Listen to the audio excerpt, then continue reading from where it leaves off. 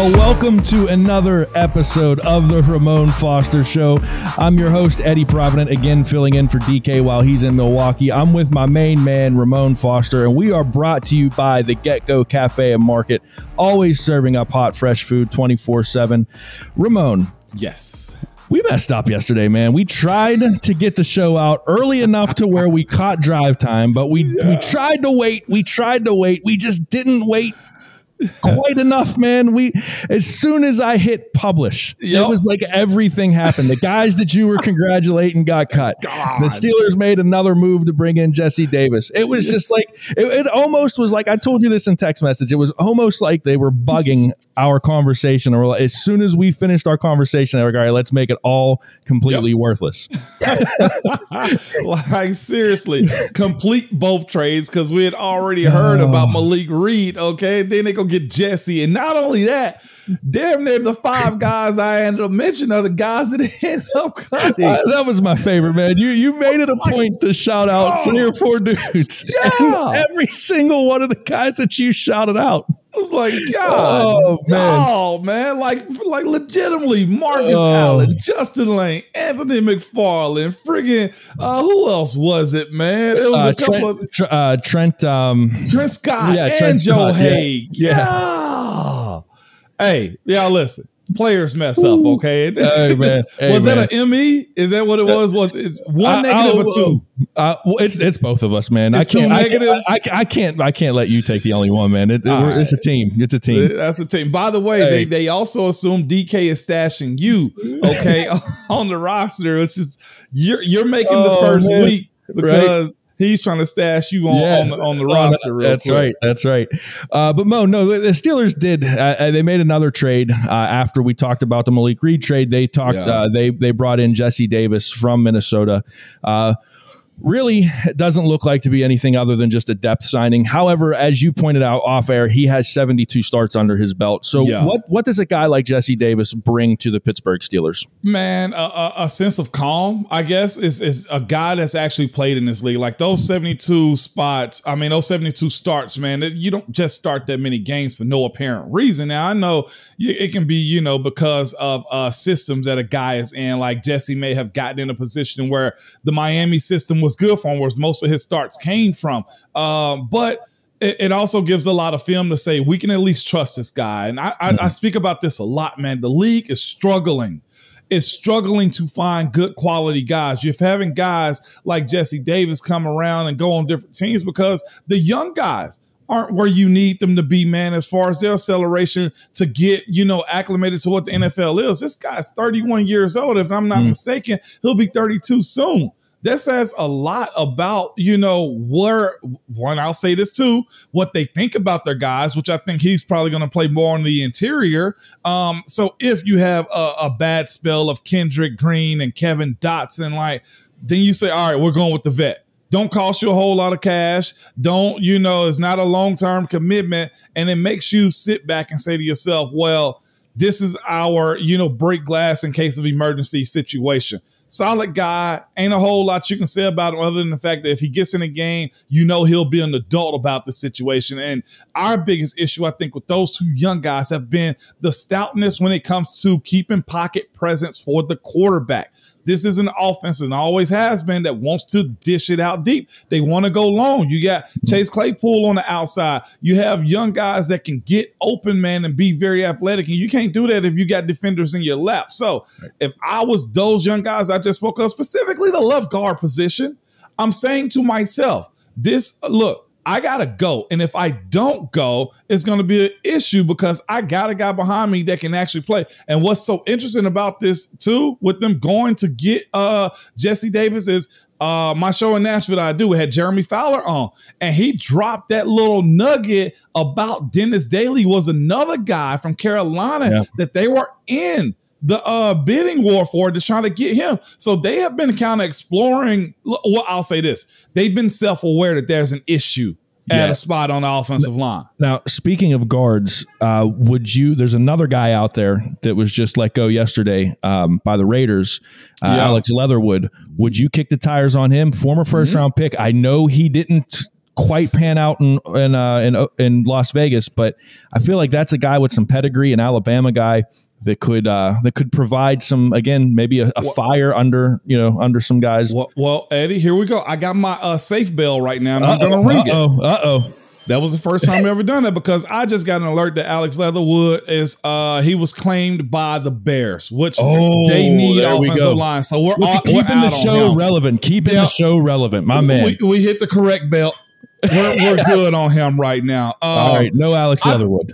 I thought highly of that kid, though. I did. And Eddie, again, with development, maybe when he came into Alabama his freshman year, I said, oh, my Lord, this kid looks like a pro already. Like as a friggin' freshman, and he played like I thought he played tackle well. Again, when you go to good universities like Alabama, though, as far as football wise, then you surround yourself around other good people. I think what the Raiders have going on right now, I think they are solid. They're at least solid enough to where they were afforded to cut him after 1 year.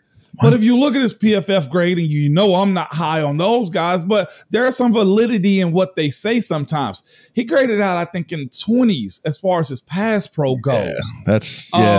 So, Eddie, development, maybe they were just done with him. I don't know if weight was an issue or just consistency. It's Chicago got him now.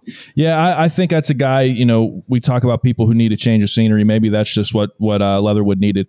Here's the other question about the Steelers for you, though. The difference between Omar Khan and Kevin Colbert. Yeah. Because if you look at Kevin Colbert, he seemed to be more of the patient, let things play out type. And I'm not saying Omar Khan's not patient. I don't want it to be misconstrued that way. But look at what he's done this offseason.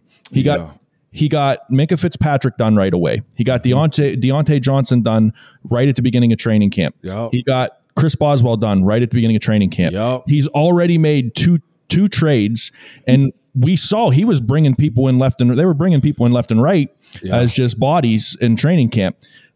He's not afraid to pull the trigger on moves. No. Do you think that that's a good thing for this team where they're at right now, or do you think that maybe he needs to show a little bit more patience? I think it's a good thing, because this team has a deficiency, and it's getting the offense on the right page. Like, that's been one of the big. Chris Boswell's an offensive guy. Okay, Deontay's an offensive guy. The offensive line in general, signing all of those guys this offseason, man. I mean, he had his hand in those free agency. Yeah, you're right. Man. So it's a factor of understanding where you are. And Omar knows this too. Pittsburgh is a very accountable state when it comes down to its football. You can even go to Philly, okay? As far as the entire state saying, look, we enjoyed this. Don't ruin our Sundays and weekends because you're not up to par. And I think Omar fully gets that. He's not going to be Kev, and it seems that way.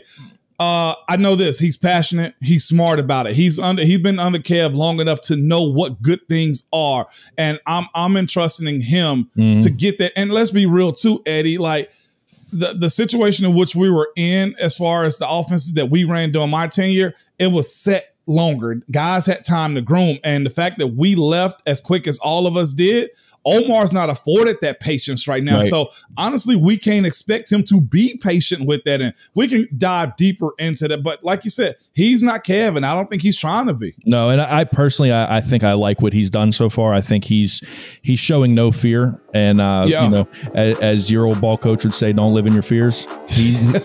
Omar's living it right now, and he's taking it by the bull by the horns and doing stuff. Hey, when we come back, we've got more football talk, as DK would always say. So stick around to the Ramon Foster Show.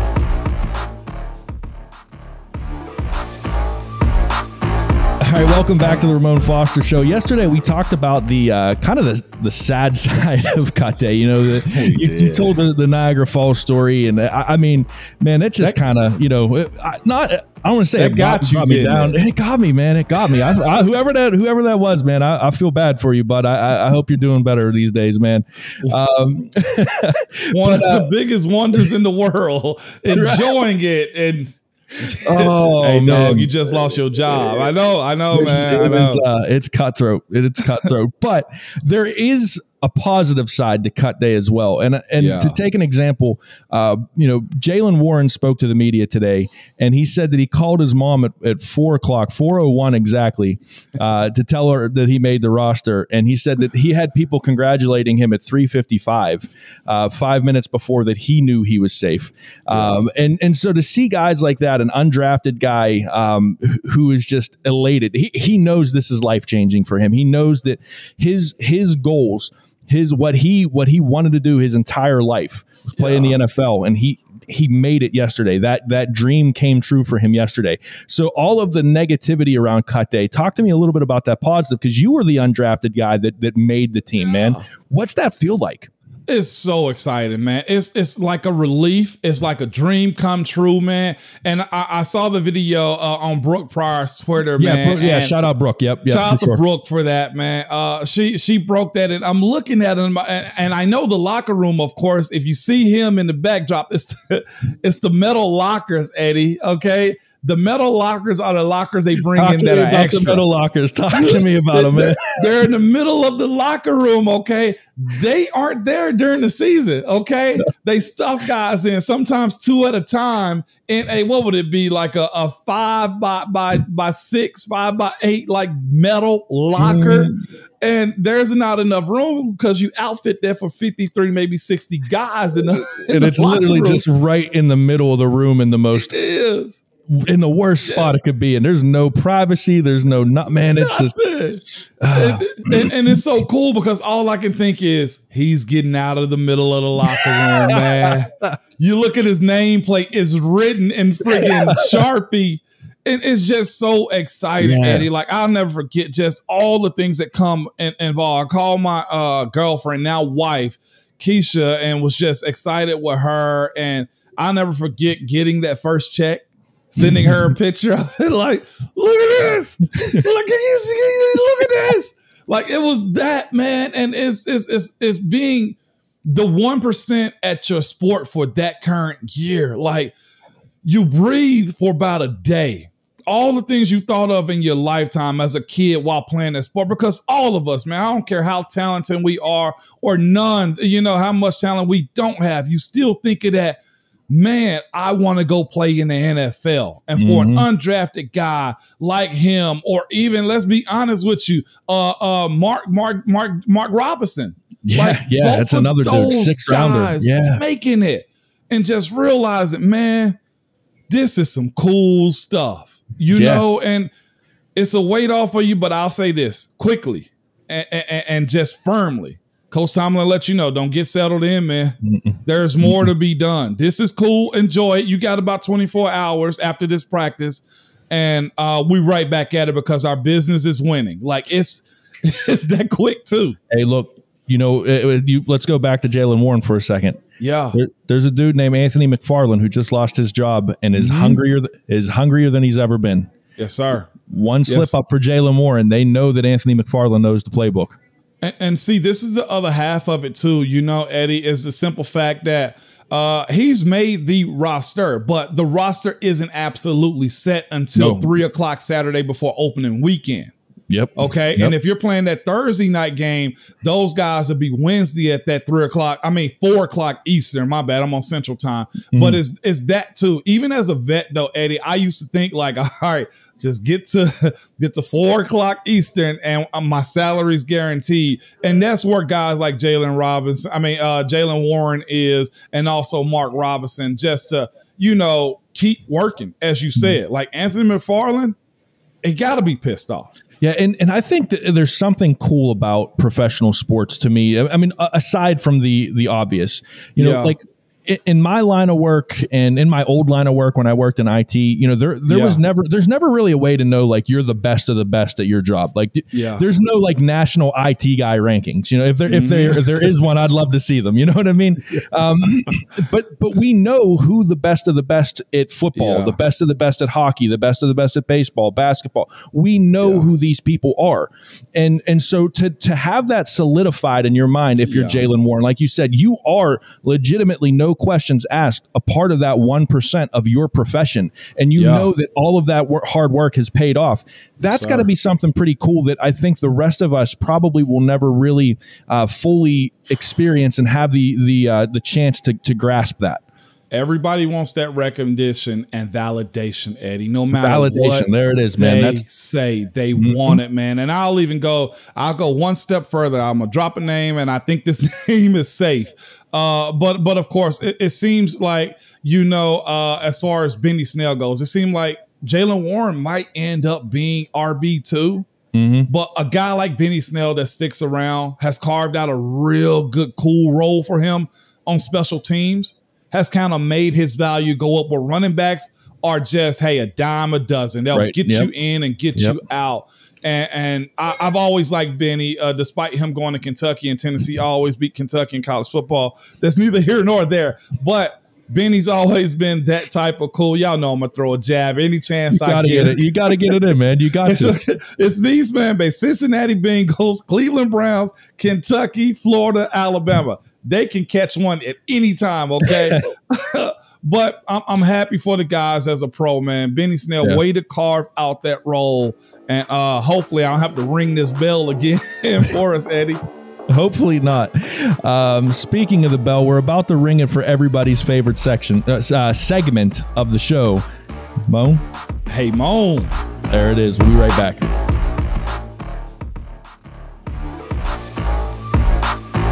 Welcome back to the Ramon Foster Show. It's everybody's favorite segment, the Hey Mon segment. And I got to read one before we get to the actual Hey Mon. I got one from Dave Shipley that says, is DK just going to be a special guest? Eddie's rocking. Mon's the man. Love this insight. Oh, I love it. Dave, I love it. But no, I can never replace DK. He's the man. DK is, I've learned a lot from that guy, and I still got a lot of learning to do. So as much as I get a kick out of that question, no, DK will not be a special guest. I believe he will be back tomorrow. That was a good one. Yeah, that was a good one, though. I had to get that one in there. But no, the actual Hey Mon question is coming from SoFlo. SoFlo Steeler fan, I think it is. And his question today is, Hey Mon, I hear a lot about how the money changes lives when you make it. Can you take us through what it's like getting paid as an NFL player? Game checks, payments to agents, taxes, et cetera, et cetera. Yeah, that's actually something that I don't hear a lot, Ramon. I've heard it on the hockey side, and I'll maybe get into that after you talk. But like, how different is the number that the player sees from the number that the public sees? How big of a difference? Big old difference. Okay. Big old difference. And it's this too. So the money changes stuff. And I bring that up simply because, like, a lot of guys come from backgrounds where they never had breathing room. You know, like, Eddie, you get that. I get it, man. I get it. I grew up in the hood. Yep. Exactly, man. You get that. And getting those checks or the promise that you're going to make that roster, I don't care if it's 1 week or whatever, like, you get breathing room as far as life, as far as, okay, man, I can properly plan something. I can go purchase something. I can go do something that I never was able to. And that's where that aspect of it, like, man, student loans or friggin' paying off a car from college, or if you got a kid like I did coming in, like knowing that daycare is going to be paid for, or just simply food in the house, or just the simplest like day-to-day stuff that you don't have to worry about when it comes to that. But there's also other worries, and I'm sure that's a conversation we get into later, you know, of having that money too. You go from, I always say, being a young man in your family for a lot of these guys, black and white and different races also, to where money kind of puts you at the apex of your family, where a lot of decisions come through you. The one with the money most time is the one that everybody look to for guidance, because, you must be good enough to make these decisions, or you can at least pay for those decisions to be made. So there's stress in that. But the minimum this year for rookies coming into the league is $705,000, man. So for a guy like Jaylen Warren, I was at 405 coming in, and Hills at 705,000. So let's break down that 705. Of course, taxes. Uncle Sam, first one knocking. Yep. Okay, he come and get his, and what's the tax now? 39.2%, I think, right now. Ooh, then you got state and Pittsburgh too. Then you got Medicare. Then you got Social Security that's got to get taken out. That 705 could easily turn into $352,000, just like that. 3% most times agents is going to try to get guys. Think about the agency. I always try to warn guys is they can charge up to 3%. You can negotiate for later.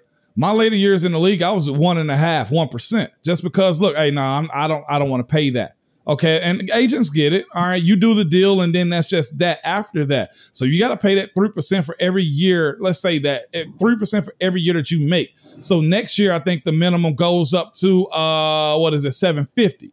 So you'll pay 3% of 750 also the following year to your agent, and just day-to-day living, like you're paid taxes in every state that you perform in. So 2 times in Cincinnati, you pay in Baltimore. If you play both New York teams, you got to pay taxes there. California always hit us the hardest. See, I didn't know that, man. Yeah, you pay taxes in every city. So I did 50%, and that puts you at 352. Guys might bring home, depending on where they're playing at, under 50% of that. Now, again, this isn't a pity party for guys making 6 figures. Not even. It's just an understanding of that 705 ain't necessarily what you're bringing. It's not what you're bringing home. I think what it is for me, how this is eye-opening, because I watched a show on NHL players, and NHL players pay escrow, especially the guys that are playing in Canada. They have a higher tax bracket than the guys playing in the US.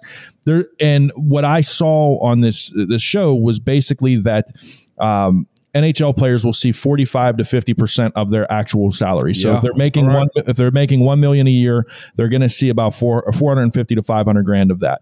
Maybe a little bit less. Yeah. So what that does for me, Mon, is it doesn't make me feel bad for these guys. What it makes me realize is that the importance of the conversation we had with John Malecki. Just because you're in the NFL doesn't mean you're setting yourself up for generational wealth. It means that you're set up comfortably right now. But if you're not smart about it, you can really screw things up. And that's the thing, is like everyone thinks, oh, he made it to the NFL, he's set for life. No. That's not the case. That's not the case. Because the more you make, sometimes the more expensive your payment gets. Like I went from paying, I think $595 or $700 in college for an apartment to paying $1,500 for an apartment, on the South side, because I could afford to do that at the time. Your car note gets a little bit more expensive after that, because you go buy a newer car, and most guys coming out don't have good credit, either have no credit. So your interest rate is a little bit higher when you got to start paying for stuff, man. And there's a lot that kind of go into the finances of what the NFL is. But again, leaving out of there, and this is the way it works too. Pittsburgh usually paid every 2 weeks. So you're paid over 18 weeks. And it would end up being, I think, I calculated it's like $39,000 a week or something they'd be paid out. And this is the other half of that too.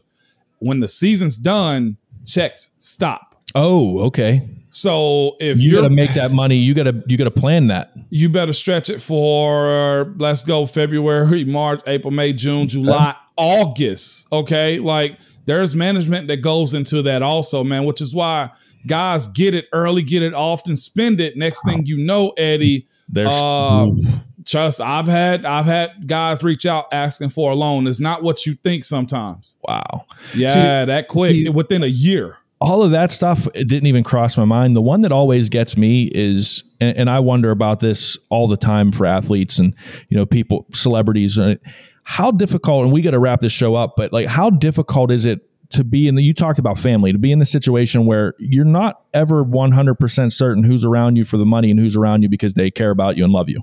There's got to be a little bit of a mental toll on that, right? Like, dog, hear me out. That's the toughest part. And not just that, let's say family has been around, and have come to games and have shot you $20. Like that $20 can turn into, I need to borrow $2,000. Well, is that equal? I came to your game I spent, $40 on gas to come see you. Now I need $400. It's always a bill. It's always a and again, what do you say to family in those situations? So in that, you lose family. Yeah. Like you legitimately, like some people can't handle know that think they know. Just because you show up to a game to have fun, you didn't know I was going to go to the NFL.